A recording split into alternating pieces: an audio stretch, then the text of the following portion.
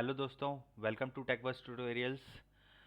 अगर आप हमारे प्रीवियस वीडियोस देखना चाहते हैं तो उसका लिंक मैंने ऊपर आई बटन और डिस्क्रिप्शन बॉक्स में दिया हुआ है।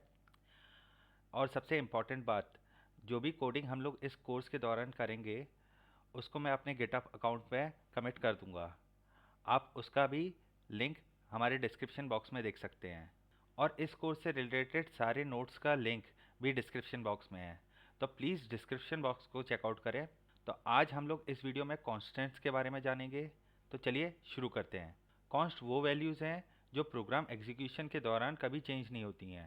ये रीड ओनली मेमोरी में स्टोर होती हैं और किसी भी डेटा टाइप की हो सकती हैं, जैसे इंट, कैर, फ्लोट।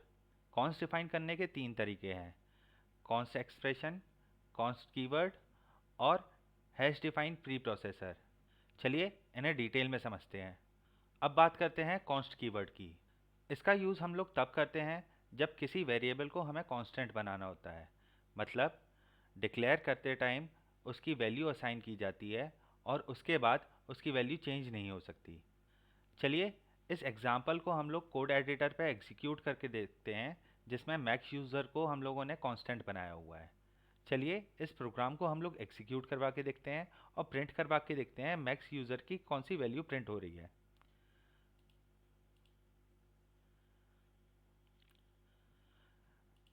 हमने एज अ कांस्टेंट उसको 100 वैल्यू प्रोवाइड करी हुई थी। अब सेम वैल्यू हमारी एज एन आउटपुट में शो हो रही है। हम लोग मैक्स यूज़र की वैल्यू चेंज करके देखते हैं।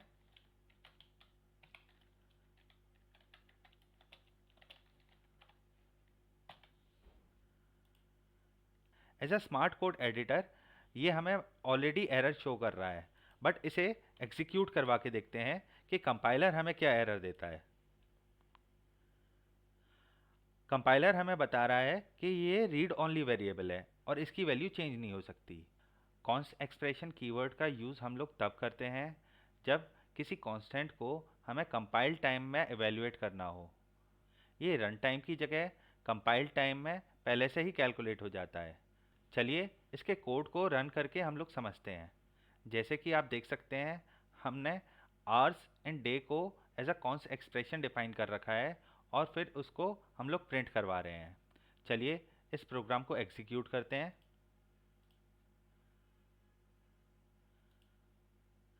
हमारा आउटपुट आ चुका है। हमने आवर्स एंड डे को जो वैल्यू असाइन की थी वो प्रिंट हो रही है। अब हम लोग इसकी वैल्यू चेंज करके देखते हैं।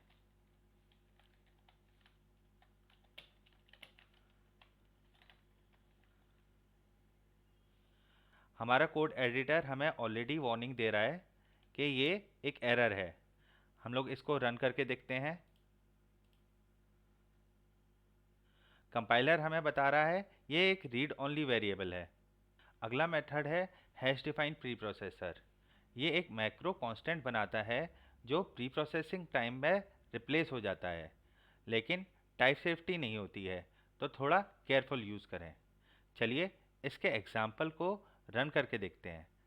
जैसे कि आप देख सकते हैं, हमने एक मैक्रो डिफाइन कर रखा है साइड लेंथ के नाम से, और उस साइड लेंथ को हम लोग एरिया कैलकुलेट करने के लिए यूज़ कर रहे हैं और उस एरिया को हम लोग प्रिंट करवा रहे हैं।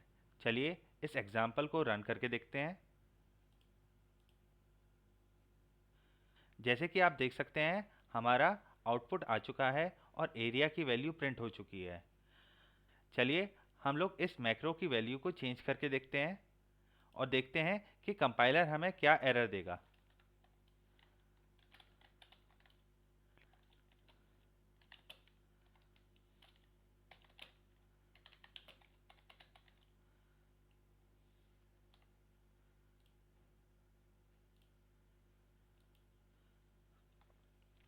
देखिए कंपाइलर ने हमें एरर दे दिया है, और वो भी लाइन नंबर 9 पे। जो बोल रहा है इन एक्सपेंशन ऑफ मैक्रो, हम लोग मैक्रो का एक्सपेंशन नहीं कर सकते। लास्ट में कुछ इंपॉर्टेंट पॉइंट्स। कांस्टेंट को डिफाइन करते टाइम इनिशियलाइज करना ज़रूरी होता है। कॉन्स्ट और कॉन्स्ट एक्सप्रेशन सेफर है, लेकिन इंपॉर्टेंट कांस्टेंट के लिए हैश डिफाइन को अवॉइड करें। कंपाइल टाइम कैलकुलेशन के लिए कॉन्स्ट एक्सप्रेशन बेस्ट है। अगर आपको हमारा वीडियो अच्छा लगा है तो लाइक कीजिए, कमेंट कीजिए और शेयर कीजिए अपने दोस्तों के साथ। अगर आपको हमारा कंटेंट अच्छा लग रहा है तो सब्सक्राइब कीजिए और बेल आइकन को ज़रूर दबाइए, जिससे इस कोर्स के आगे आने वाले वीडियोस आप मिस ना करें। Thank you.